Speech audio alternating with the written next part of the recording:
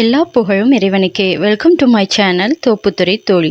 இப்போ நம்ம பார்க்க போகிற ரெசிபி சின்ன நெல்லிக்காவை வச்சு ஸ்வீட்டான ஜெல்லி தாங்க செய்ய போகிறோம். வாங்க எப்படி செய்யலாங்கிறத பார்க்கலாம்.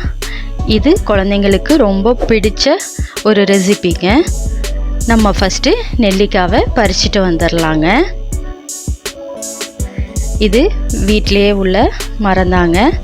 அதுலேருந்து தான் நம்ம இப்போது பறித்து ஜெல்லி செய்ய போகிறோம். பாருங்கள், கொத்து கொத்தாக காய்ச்சிருக்கு. இதில் காயும் பழமுமா நம்ம பறித்து எடுத்துக்கலாம். இதில் உள்ள பலன் என்னன்னு பார்த்தீங்கன்னா, விட்டமின் சி அதிகம் இருக்குங்க. பித்தத்துக்கு ரொம்ப நல்லது, இளநரையை போக்கக்கூடியது, அதிகம் குளிர்ச்சி தரக்கூடியதுங்க. இன்னும் ஏராளமான பலன்கள் இதில் இருக்குங்க.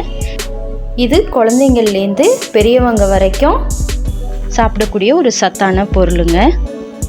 வாங்க எப்படி செய்யலாங்கிறத பார்க்கலாம்.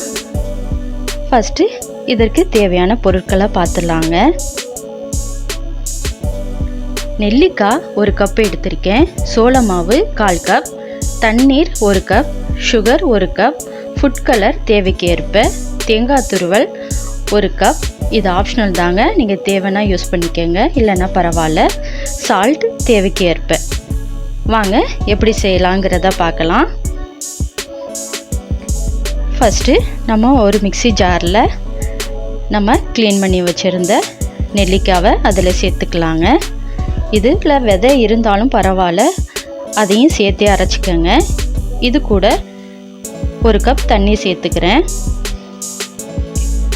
இதை நம்ம அரைச்சிட்டு ஜூஸாக எடுத்துக்கலாங்க. பாருங்கள், நல்லா அரைச்சி எடுத்துருக்கேன். இதை நீங்கள் வடிகட்டி எடுத்துக்கோங்க இதே மாதிரி. இப்போ நம்ம எடுத்து வச்சுருந்த கார்ன்ஃப்ளவர் மாவை ஒரு கப்பில் சேர்த்துக்கோங்க. அந்த கப் அளவுலேயே தண்ணியும் சேர்த்து அதில் கலந்துக்கோங்க. இதை நல்லா கட்டி இல்லாத அளவுக்கு கரைச்சி எடுத்து வச்சுக்கோங்க.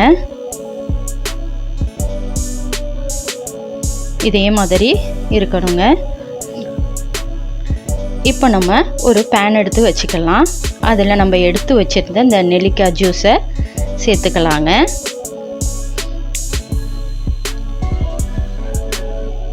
இது கூட நம்ம எடுத்து வச்சுருந்த சால்ட்டை சேர்த்துக்கலாம்.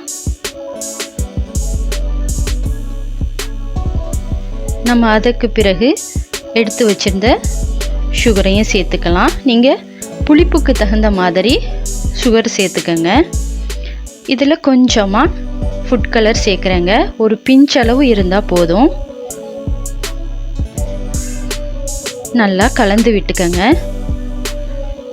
இதுக்கு பிறகு தான் நம்ம ஸ்டவ்வில் வச்சு பண்ண போகிறோம். இப்போ ஸ்டவ் ஆன் பண்ணி அதில் அந்த பேனை வச்சாச்சுங்க. இதில் நல்லா கலந்து விடுங்க. நல்லா கொதிக்கணும்.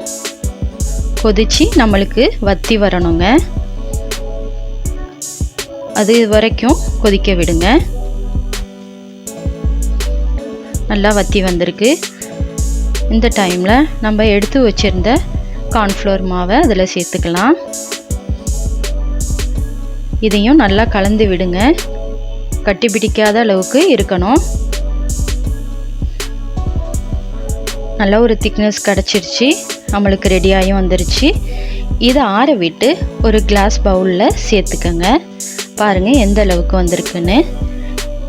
இதே மாதிரி ஒரு பிளாஸ்டிக் கப்பில் நம்ம எடுத்து வச்சுருந்த ஜெல்லியை அதில் சேர்த்துக்கலாம்.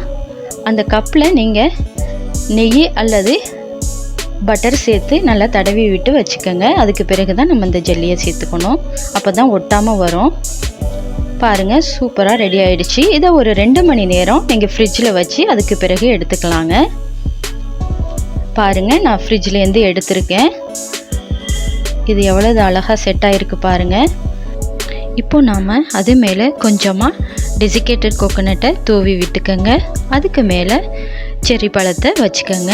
பார்க்கவே சூப்பராக இருக்கும் பாருங்கள். டேஸ்ட்டும் சும்மா அட்டகாசமாக இருக்குங்க. குழந்தைங்க ரொம்ப விரும்பி சாப்பிடுவாங்க. நீங்களும் வீட்டில் ட்ரை பண்ணி பாருங்கள். பார்த்துட்டு எப்படி இருந்துச்சுன்னு கமெண்ட் செக்ஷனில் கமெண்ட் கொடுங்க. இந்த ரெசிபி உங்களுக்கு பிடிச்சிருந்தா லைக் பண்ணுங்கள், ஃபேமிலி ஃப்ரெண்ட்ஸுக்கு ஷேர் பண்ணுங்கள். மறக்காமல் சப்ஸ்கிரைப் பண்ணுங்கள்.